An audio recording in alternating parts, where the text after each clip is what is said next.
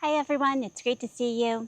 Today I'm giving you an update on my two planters of Heliotrope. So at the beginning of the season, I planted up both these planters very similarly.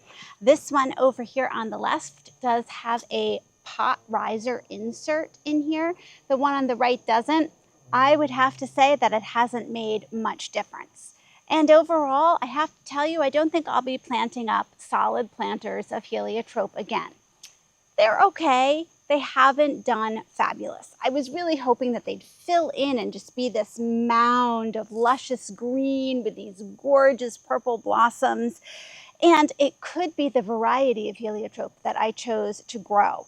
I know that Proven Winners has a new type coming out next year that is supposed to be more compact and is supposed to bury its dead better. And when I say bury its dead, when it gets a blossom like this that is now gone to seed, it sends up another one that's going to bloom above it to cover up this dead part. This one didn't really do that. It just sort of looks like there's dead parts to it. About a month ago, I went through and I trimmed these back, hoping that that would cause them to be bushier like it does so many plants. And it really didn't work. So I feel like it's time for a refresh for these. Now, that doesn't mean I'm giving up completely on the heliotrope. Instead, what I'm going to do is I'm going to lift these up. I'm going to sort of cluster them to one side, and then I'm going to add in some other elements. I do love the purple color, and it still smells wonderful. Whenever somebody has come over, I have asked them to weigh in whether they think it smells like vanilla or cherries, and sometimes a lot of people have just been saying other things they think it smells like, but everyone agrees that it does smell really nicely. And maybe we got a little too wet here. I really don't know. It's hard to tell, but I'm telling you, these are not looking as happy as they should be. So we'll see. I do enough other plants that I feel like that's okay. This one is not for me. If you've had really great luck with heliotrope, go ahead, drop it in the comments. Tell me what I'm missing here and what I would need to do different.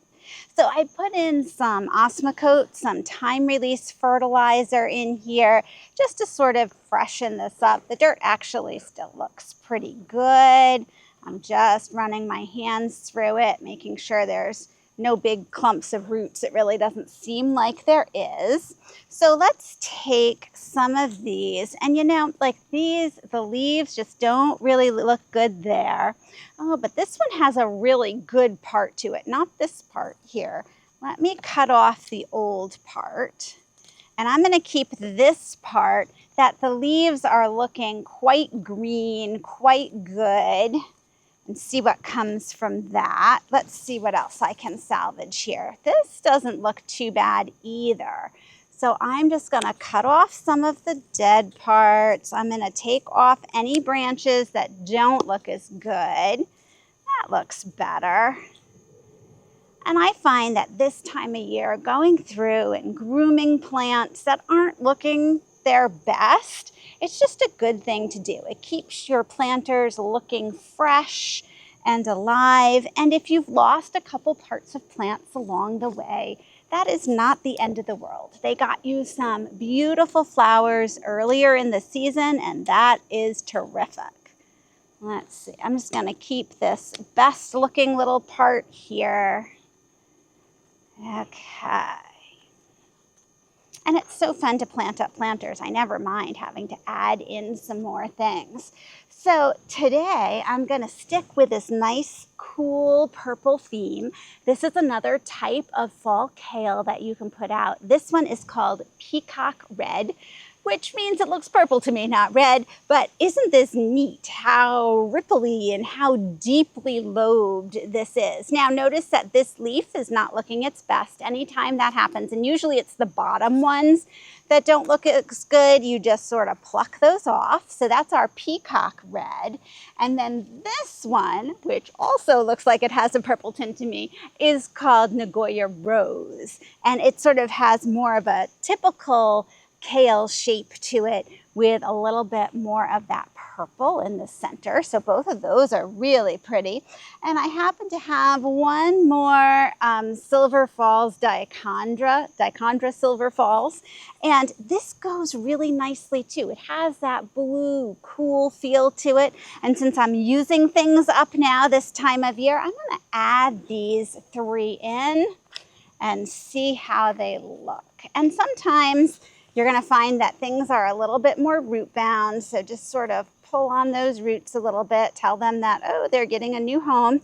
There's going to be space for them to spread out. And you know, these are gonna last all the way into November here, when we get a real hard frost, and that is wonderful. In fact, I want to say at Thanksgiving, I have still had the cabbages and kales look really, really good. If you are shopping for your cabbages and kales, you don't want them to have put up a big center part yet. That's usually what they do when they're coming to the end of their life. So look for something where the center is still flat or even indented there while you're choosing those out. Oh, look at how great this Dichondra Silver Falls looks. That is fabulous, and it'll just mound right over the edge.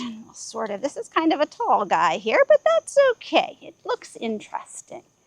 I like that. We'll scooch this one to the side. I mean, it just looks much better. It looks more interesting, more well taken care of than sort of this straggly look here. So let's see what we have in this pot. So for this plant, I'm looking like it's really pretty good except this little part here. So I'm gonna cut off those not so good brown leaves here, but these all look really nice and green, so we'll keep those.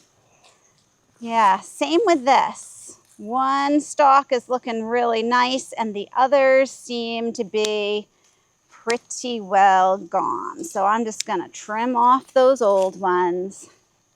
Out with the old, in with the new. There you go. And hopefully in a few weeks, they'll give me some more flowers too, now that I'm trimming them back so well. Okay, this is kind of interesting. We have some new growth. This little stalk here looks great. I'll just take off a few leaves on this one. I'm not even going to cut the whole stalk off. We have had some really unusual weather with some serious rain, and then we had a couple cooler nights, and now it's gotten warm again. So sometimes your weather just affects your plants too. So I always tell myself that it's the weather, it's not me. It probably is me, but that's okay. Okay, this one doesn't look great. And I'm finding that there's a lot of like dead leaves down here too. We're just gonna sort of groom those out while we're going. This big one looks pretty good. Okay, let's loosen up the soil a tad. Plenty of the Osmocote that I had sprinkled in yesterday. Okay, it's kind of droopy, so I'm going to have it droop to the side, I think, sort of over the edge a little bit.